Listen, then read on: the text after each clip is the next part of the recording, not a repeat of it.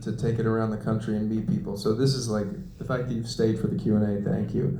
And this is the best way, I think, to show something and to feel the experience. I mean, it's like there's nothing, that's why we do it. So this is a big deal for me. I learned to trust myself more. I think that's it. It's a, it's almost like what he says to her in the bar. People, talent's everywhere, but find something to say and a way to say it so people listen to it. That's a whole other bag. And I was like, okay, yeah, go for it. And I knew that if I failed at this, it was going to be brutal.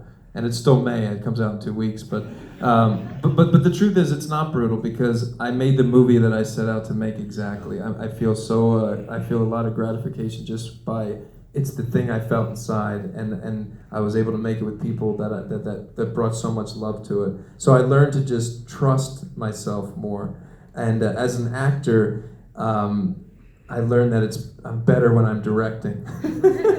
As an actor, because I'm out of my head. I didn't have to think at all. Interesting. Yeah, I really didn't have to think at all because I was thinking about all these other things. So that all I did was just once I got there, I was like, okay, I was thinking about you way more than me. So I just had to listen and react. I mean, that makes so much sense to me because I've been doing this a long time, and still I'm always happier when I'm walking away from a set if I got out of my own way.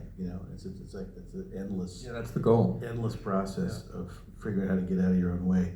How did you find the right balance between directing and starring in this film? Maybe you just answered that. I don't know. Well, I feel like she stars in the film, but oh come on. But no, I did. But the balance was built in. I mean, I think because I came at it as an actor, I only know being on the field, and I actually felt like it was such a embarrassment of riches in the fact that I was able to direct while I was there because I never had to say cut. I could just keep the rhythm going and I could make changes while we were still acting, and I found that to be easier and I think more fulfilling.